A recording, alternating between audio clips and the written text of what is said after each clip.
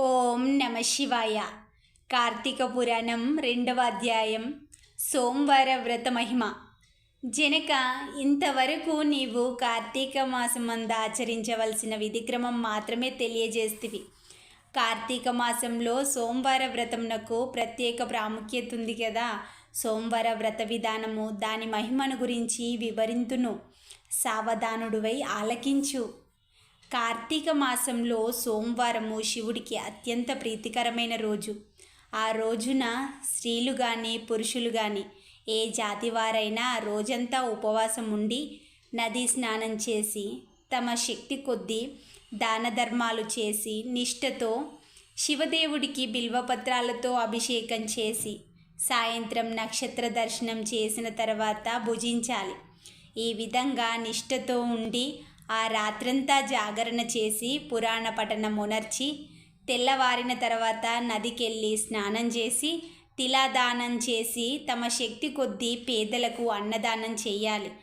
అట్లా చెయ్యలేని వారు కనీసం 3 బ్రాహ్మణులకైనా తృప్తిగా భోజనం పెట్టి తాము భుజించాలి. ఉండవలసిన వారు సోమవారం నాడు 2 పూటలా భోజనం కానీ ఏ విధమైన ఫలహారం కానీ తీసుకోకుండా ఉండటం మంచిది. ఇలా కార్తీక మాసమందు వచ్చే సోమవార వ్రతమును చేయడం వల్ల పరమేశ్వరుడు కైలాస ప్రాప్తిని కలిగించి శివసన్నిధికి చేర్స్తాడు. భర్త లేని వితంతువు సోమవార వ్రతమును ఆచరించి శివపూజ చేస్తే కైలాస ప్రాప్తి, విష్ణు పూజ చేస్తే వైకుంఠ ప్రాప్తి పొందుతారు. దీనికి ఇతిహాసం కూడా ఉంది. దాని గురించి తెలియజేస్తాను, శ్రద్ధగా విను. పూర్వకాలంన కాశీ దేశంలో ఒక బ్రాహ్మణుడు ఉన్నాడు. అతడు పురోహిత వృత్తిని చేపడుతూ తన కుటుంబాన్ని పోషించుకుంటూ ఉండెను. అతనికి చాలా దినములకు ఒక కుమార్తె కలిగెను. ఆమె పేరు స్వతంత్రానిష్ఠూరి. తండ్రి ఆమెను స్వరాష్ట్ర దేశీయుడగు మిత్రశర్మ అనే సద్బ్రాహ్మణ యువకునికిచ్చి పెళ్లి చేసెను. ఆ బ్రాహ్మణ యువకుడు 4 వేదములు శాస్త్రాలు అభ్యాసించిన వాడైనందువల్ల సదాచార పారాయణుడై ఉండెను. అతడు భూతదయ కలిగినవాడు, నిత్య సత్యవాది, నిరంతరం భగవన్నామస్మరణ చేస్తుండేవారు. అటువంటి ఉత్తమ పురుషుని భార్య అయిన నిష్ఠూరి యవ్వన గర్వంతో కన్ను మిన్ను గానక పెద్దలను దూషించుచు, తిట్టుచు, కొట్టుచు, రక్కుతూ పరపురుషుల సాంగత్యం గలదై వ్యభిచారిణి అయి తన ప్రియులు తెచ్చిన తినుబండారాలను, బట్టలు, పువ్వులు ధరిస్తూ దృష్టురాలై తిరుగుతుండగా వంశమునకు అప్రతిష్ట తెస్తుందని అత్తమామలు ఆమెను ఇంటి నుండి వెళ్ళగొట్టారు. కానీ శాంతస్వరూపుడు ఆమె భర్తకు ఆమె యందు అభిమానము పోక ఆమె ఎంతటి నీచ కార్యాలు చేసినా సహిస్తూ చీ పొమ్మనక విడవక ఆమెతోనే కాపురం చేస్తుండెను.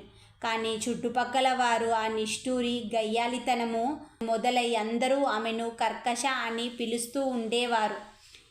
ఇట్లా కొంతకాలం జరిగిన తర్వాత ఆ కర్కశ ఒకనాటి రాత్రి ఏకశయ్య పైన తన భర్త గాఢ నిద్రలో ఉన్న సమయం చూసి మెల్లగా లేచి తాళి కట్టిన భర్త అన్న విచక్షణ కానీ దయా దాక్షిణ్యాలు కానీ లేక ఒక బండరాతి తెచ్చి అతని తలపై గట్టిగా కొట్టింది. వెంటనే అతడు చనిపోయాడు.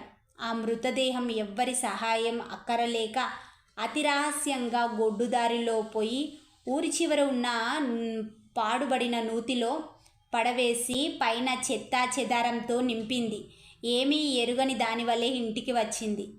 ఇంకా తనకు ఏ ఆటంకం లేవని ఇంకా విచ్చలవిడిగా సంచరించి తన సౌందర్యం చూపి ఎందరికో క్రీగంటనే వశపరుచుకొని వారి వ్రతములను పాడు చేసి నానాజాతి పురుషులతో రమిస్తూ వర్ణ సంకరురాలయ్యెను. అతియేగాక పడుచు కన్యలను, భర్తలతో కాపురం చేస్తున్న పడుచులను తన మాటలతో చేరదీసి వారిని కూడా దుర్బుద్ధులు నేర్పి పాడు చేసి విటలులకు చేర్చి ధనార్జన కూడా చేయసాగెను. జనకరాజా, యవ్వన బీకం ఎంతో కాలం ఉండదు కదా.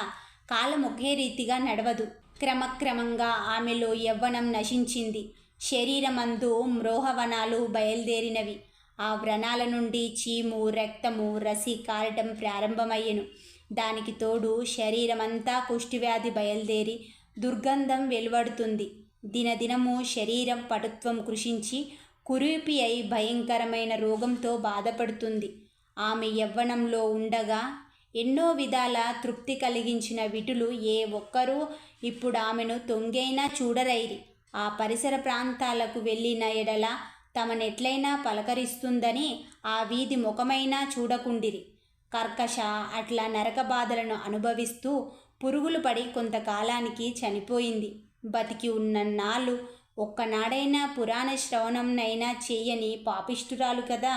చనిపోయిన వెంటనే భయంకరులైన యమభటులు ఆమెను గోంపోయి ప్రేతరాజగు యముని సన్నిధిలో ఉంచగా యమధర్మరాజు చిత్రగుప్తుల వారిచే ఆమె పాపపుణ్యాల జాబితాను చూపించి, భటులారా, ఈమె పాపచరితము అంతింత కాదు, వెంటనే ఈమెను తీసుకొని వెళ్ళి ఎర్రగా కాల్చిన ఇనుప స్తంభాలకి కట్టబెట్టుడు అని ఆజ్ఞాపించెను. విటులతో సుఖించినందుకు గాను యమభటులు ఆమెను ఎర్రగా కాల్చిన ఇనుప స్తంభాలకు కౌగిలించుకోమని చెప్పిరి. భర్తను బండరాత్తో కొట్టి చంపినందుకు ఇనుప గదలతో కొట్టిరి. పతివ్రతలను వ్యభిచారిణిలుగా చేసినందుకు సలసల కాగిన నూనెలో పడేసిరి. తల్లిదండ్రులను అత్తమామలకు అపకీర్తి తెచ్చినందుకు సీసం కరిగించి నోట్లోనూ చెవుల్లో పోసి ఇనుప కడ్డీలు కాల్చి వాతలు పెట్టిరి. తుదకు కుంభీపాక నరకంలో వెయ్యగా అక్కడ ఇనుప ముక్కలు, కాకులు, విషసర్పాలు, తేళ్ళు, చెర్రీలు కుట్టినవి. ఆమె చేసిన పాపాలకు ఇటు 7 తరాలు అటు 7 తరాలు నరక బాధలు పడుచుండిరి. ఈ ప్రకారం నరక బాధలు అనుభవిస్తున్న కడకు ఒక కళింగ దేశంన కుక్క జన్మనెత్తి ఆకలి బాధ పడలేక ఇల్లిల్లు తిరుగుతూ కట్టెలతో కొట్టేవారు కొడుతూ, తిట్టేవారు తిడుతూ, తరిమేవారు తరుముచూ ఉన్నారు. ఇట్లుండగా ఒకానొక శ్రోత్రియ బ్రాహ్మణుడు కార్తీక సోమవార వ్రతం ఆచరించి ఉపవాసముండి సాయంకాలం నక్షత్ర దర్శనం చేసి బలి అన్నాన్ని అరుగు మీద పెట్టి కాళ్ళు చేతులు కడుక్కోవడానికై లోపలికెళ్ళిన సమయానికి ఆ కుక్క అక్కడికి వచ్చి ఆ బలి అన్నం తిన్నది.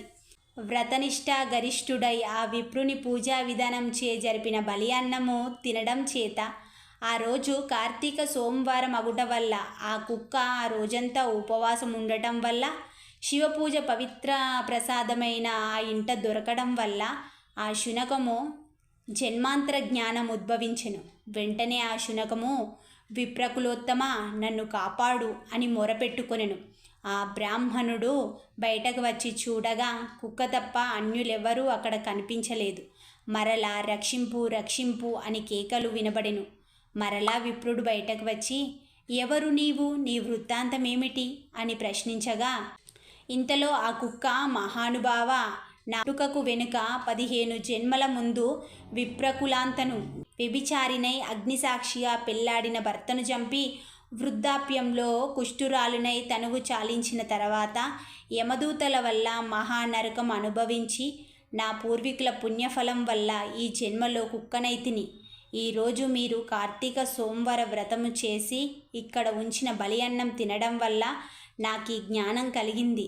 ఓ విప్రోత్తమ, నాకు మహోపకారంగా మీరు చేసిన కార్తీక సోమవార ఫలం ఒకటి ఇచ్చి నాకు మోక్షం కలిగించమని ప్రార్థించుచున్నాను అని వేడుకొనగా, కార్తీక సోమవార వ్రతంలో చాలా మహత్యం ఉన్నదని గ్రహించిన ఆ బ్రాహ్మణుడు ఒక సోమవారం నాటి ఫలమును ఆమెకు దారపోయగా వెంటనే ఒక పుష్పక విమానం అక్కడికి వచ్చింది. ఆమె అందరికీ వందనం చేసి అక్కడి వారందరూ చూస్తుండగానే ఆ విమానం ఎక్కి శివ సాన్నిధ్యానికి వెళ్ళింది. వింటివా జనక మహారాజా? కావున ఈ కార్తీక సోమవార వ్రతం ఆచరించి శివ సాన్నిధ్యం పొందమని వశిష్ఠుల వారు హితబోధ చేసి ఇంకనూ ఇలా చెప్పుచున్నారు.